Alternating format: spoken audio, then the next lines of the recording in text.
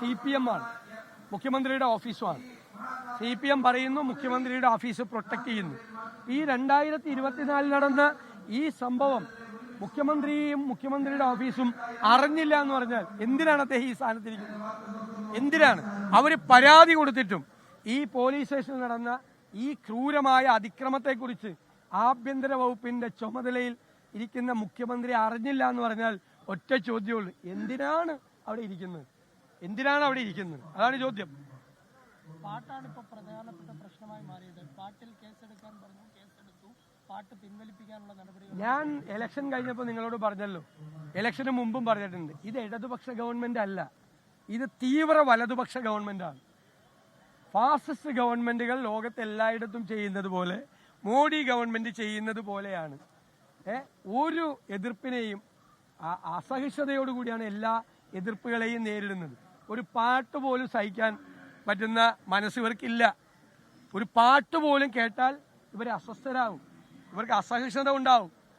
നമുക്ക് നോക്കാം, ഞങ്ങൾ പറഞ്ഞല്ലോ അവരെ നിയമപരമായും രാഷ്ട്രീയമായും ഞങ്ങൾ പ്രൊട്ടക്ട് ചെയ്യും.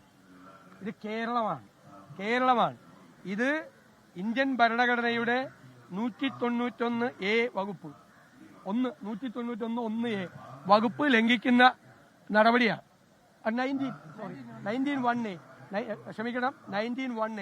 ലംഘിക്കുന്ന നടപടിയാണ്.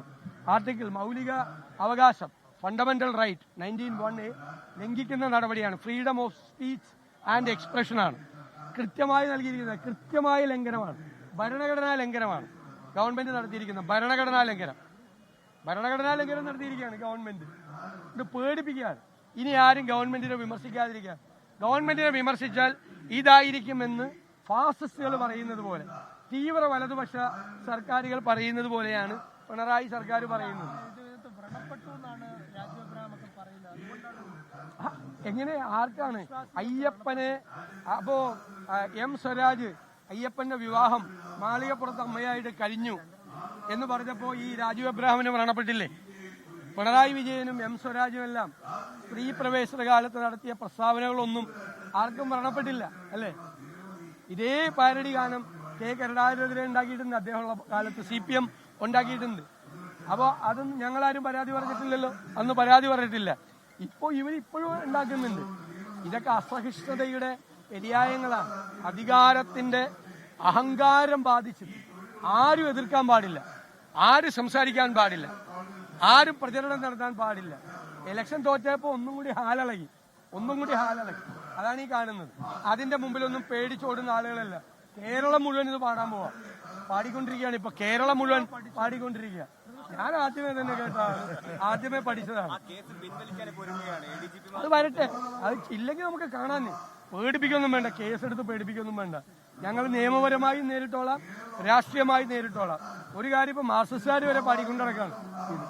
നല്ല കമ്മ്യൂണിസ്റ്റുകാരൊക്കെ ഇതാണ് പാടിക്കൊണ്ട് നടക്കണം. ഇപ്പോ ഈ പാട്ടാണ് പാടിക്കൊണ്ട് നടക്കണം. അയ്യപ്പന്റെ സ്വർണ്ണം അടിച്ചു മാറ്റിയതിനല്ല പ്രശ്നം, ആരടി ഉണ്ടാക്കിയതിനാണ് പ്രശ്നം. എന്നാലോചിച്ച് നോക്കി, അയ്യപ്പന്റെ സ്വർണം കവർന്നവരെ ചേർത്ത് നിർത്തുകയാണ്. അവരുടെ തോളിൽ കൈയിട്ടുകൊണ്ടാണ് CPM സംസാരിക്കുന്നത്.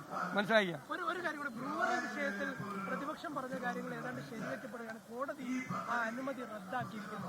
ബ്രൂവറി വിഷയത്തിലെ ഹൈക്കോടതി വിധിയെ ഞങ്ങൾ ഹൃദ്യമായി സ്വാഗതം ചെയ്യുന്നു. കാരണം ബ്രൂവറിക്കെതിരായിട്ട്, എലപ്പുള്ളി ബ്രൂവറിക്കെതിരായിട്ട് കേരളത്തിലെ പ്രതിപക്ഷം ഉയർത്തിയ അതേ കാര്യങ്ങൾ പറഞ്ഞുകൊണ്ടാണ് ഹൈക്കോടതി അനുമതി റദ്ദാക്കിയത്. അതിനകത്ത് സുതാര്യതയില്ല, നടപടിക്രമങ്ങൾ പാലിച്ചിട്ടില്ല, ഒരു പഠനവും നടത്താതെയാണ് ഇത് കൊണ്ടുവരുന്നത്. അതാണ് ഹൈക്കോടതി റദ്ദാക്കിയത്. എക്സൈസ് മന്ത്രിയുടെ കറുത്ത കരങ്ങൾ ഈ എലപ്പള്ളി ബ്രൂവറിക്ക് പുറകിലുണ്ട്. ഈ സർക്കാരിന്റെ കറുത്ത കരങ്ങളുണ്ട്. അത് അഴിമതിയായിരുന്നു.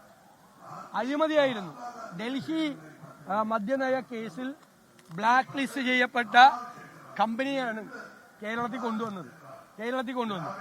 ഇവിടെ ഇങ്ങനെ എലപ്പള്ളിയിൽ ബ്രൂവറി തുടങ്ങാൻ പോണ കാര്യം ഇന്ത്യയിൽ വേറൊരു കമ്പനി അറിഞ്ഞില്ല, ഇവര് മാത്രം അറിഞ്ഞു. ഇവരോട് മാത്രം ചർച്ച ചെയ്ത് ഇവരെ കൊണ്ടുവന്ന് അവർക്ക് മാത്രം കൊടുക്കാനുള്ള വലിയ അഴിമതിയാണ് അതിന്റെ പുറകിൽ നടന്നത്.